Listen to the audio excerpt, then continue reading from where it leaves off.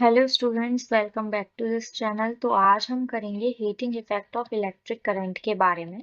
ठीक है कि क्या होता है heating effect of electric current. ठीक है, तो जैसा कि हम जानते हैं कि एक बैटरी या सेल बहुत ज़्यादा ज़रूरी होता है, ठीक है, इलेक्ट्रिकल एनर्जी प्रोवाइड कराने के लिए किसी भी सर्किट के अंदर। ठीक है, विदाउट सेल या विदाउट बैटरी हम इलेक्ट्रिकल एनर्जी को प्रोवाइड नहीं करा सकते हैं। ठीक है, जो केमिकल रिएक्शंस है वो वहां पर टेक प्लेस होती हैं, और केमिकल रिएक्शंस के टेक प्लेस होने की वजह से ही जो सेल है वो पोटेंशियल डिफरेंस को क्रिएट करता है, जनरेट करता है दो टर्मिनल्स के बीच में। ठीक है, जो कि सेट करते हैं इलेक्ट्रॉन के मोशन को और करंट को फ्लो कराने में मदद करते हैं। ठीक है, थ्रू अ रजिस्टर और अ सिस्टम ऑफ रजिस्टर्स। ठीक है, तो हमने ये चीज देखी थी सेक्शन 11.2 में कि करंट को मेंटेन करने के लिए जो सोर्स है उसको अपनी एनर्जी को एक्सपेंड करना ही करना पड़ता है। ठीक है, जब वो कंटिन्यूस एनर्जी को एक्सपेंड करेगी तभी हमारा जो करंट है उसका फ्लो बना रहेगा। ठीक है, तो ये एनर्जी जाती कहाँ है? ठीक है, तो as the part of source of energy in maintaining the current may be consume into useful work. ठीक है, कहीं ना कहीं ये जो एनर्जी है वो यूजफुल वर्क के लिए यूज होती है। जैसे कि आप जब पंखा चलाते हैं तो ये जो एनर्जी है वो एक यूजफुल काम क्या करती है कि वो पंखे के जो ब्लेड्स हैं उनको रोटेट कराने का काम करती है। ठीक है, जो rest of the source energy है वो क्या करती है? तो एक एनर्जी दो पार्ट्स में टूटती है, एक तो मैकेनिकल वर्क कराएगी, ठीक है, दूसरा आपका टेम्परेचर के को राइज कराती है। ठीक है, गैजेट के टेम्परेचर को बढ़ाती है।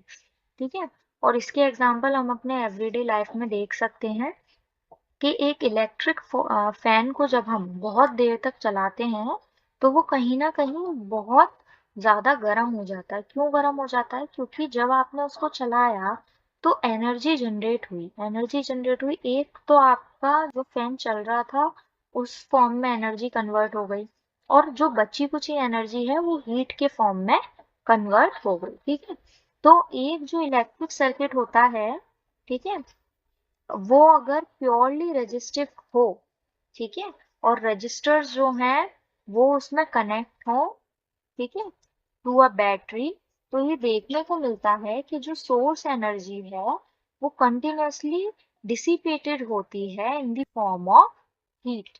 ठीक है, तो in the form of heat आपको क्या देखने को मिलेगा? एनर्जी देखने को मिलेगी। इसी को हम heating effect of electric current कहते हैं, जहां पर आपको जो इलेक्ट्रिक करंट है वो हीट के फॉर्म में मिले। ठीक है, जो सोर्स है एनर्जी का वो कन्वर्ट हो जाए आपका हीट के फॉर्म में।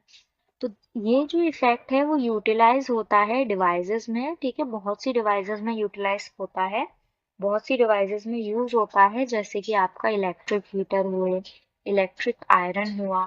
ठीक है, अब हमने क्या किया कि आई जो करंट है उसको कंसीडर किया हमने, जो एक रजिस्टर आर से फ्लो कर रहा है, और उसका पोटेंशियल डिफरेंस हमने लिया वी। ठीक है, और कितने टाइम में ऐसा हो रहा है? टी टाइम में हो रहा है।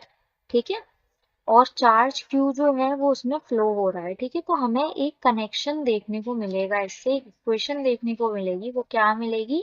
We is P is equals to V upon Q T. ठीक है, ये हमें यहाँ से देखने को मिलेगा। ठीक है, तो यहाँ पर जो वर्क डन होगा वो क्या होगा? वो होगा कि हमने कितने चार्ज को मूव कराया, ठीक है, through a potential difference v। ठीक है, वो हो जाएगा हमारा वी क्यू, और कितने टाइम में कराया? टाइम t में कराया। तो हमारा जो पावर का फॉर्मूला है वो यहाँ से आएगा वी क्यू अपॉन टी। ठीक है, तो यहाँ पर जो आपका ये वाला फॉर्मूला था Q अपॉन टी, ये हमने पहले ही पढ़ा था कि I के बराबर होता है। तो पावर का फॉर्मूला जो नया निकल कर आया वो निकल कर आया power is equals to potential difference into current. ठीक है, ये हमें रिलेशन यहाँ पर देखने को मिलेगा। और हम ये कह सकते हैं कि जो एनर्जी हम सप्लाई करेंगे सर्किट को, ठीक है, बाय द टाइम टी, वो हमारी पीटी के बराबर हो जाएगी। ठीक है, जो कि हो जाएगी वी आई टी। ठीक है, तो what happens to this energy? इस एनर्जी के साथ क्या होगा? ठीक है, तो ये जो एनर्जी है वो डिसिपेटेड हो जाती है, ठीक है, रजिस्टर के अंदर एज अ हीट। और इस और जो करंट है वो इसमें स्टेडी आपको देखने को मिलेगा, ठीक है। जो अमाउंट ऑफ हीट आपकी जनरेट होगी इस टाइम पीरियड में वो आपको मिलेगी V is equals to sorry H is equals to VIT, ठीक है। ये आपको यहाँ पर देखने को मिलेगी, ठीक है। तो यहाँ पर जो आपका फॉर्मूला निकल कर आया वो निकल कर आया P/T = ठीक है। और ये P/T आपका किसके बराबर हो जाएगा, ये आपके बराबर हो जाएगा हीट के। और आपको जो फॉर्मूला मिलेगा वो मिलेगा VIT, ठीक है। तो ये आपका heating effect of electric current होता है। इसमें आपको ये दो फॉर्मूले याद रखने हैं, ठीक है। उसके बाद जब हम ओम्स लॉ को अप्लाई करेंगे, ठीक है, यहाँ पर जब हमने ओम्स लॉ को अप्लाई किया तो हमें एक इक्वेशन देखने को मिलेगी H=I²RT, ठीक है। अब ये कैसे निकल कर आई, तो आपका जो फॉर्मूला अभी आपने पढ़ा वो पढ़ा H=VIT, ठीक है। तो ओम्स लॉ जब हम अप्लाई करेंगे, ओम्स लॉ होता है V=I/R।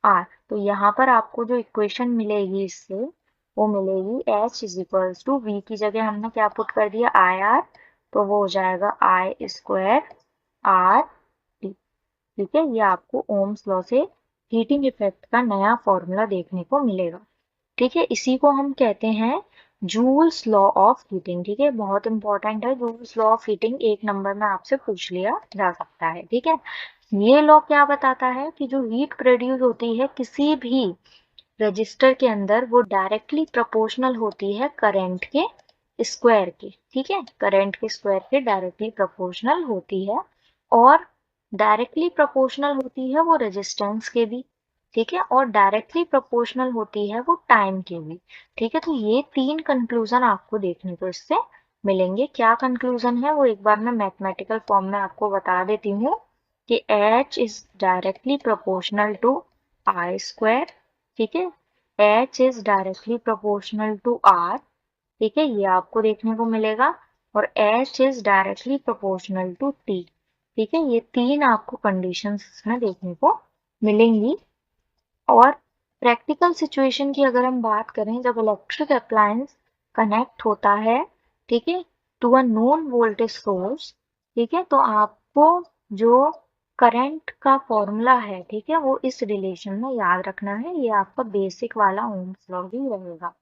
तो एग्जाम्पल 11.10, ठीक है, और 11.11 ये दोनों आपके इसी टॉपिक पर बेस्ड हैं, तो ये आपको करने हैं, ठीक है। नेक्स्ट जो आपका टॉपिक है practical application of heating effect of electric current, ये हम नेक्स्ट पार्ट में कवर करेंगे, ठीक है, पार्ट नंबर 9 में। अगर आपको वीडियो पसंद आई हो तो इसे लाइक एंड सब्सक्राइब करें।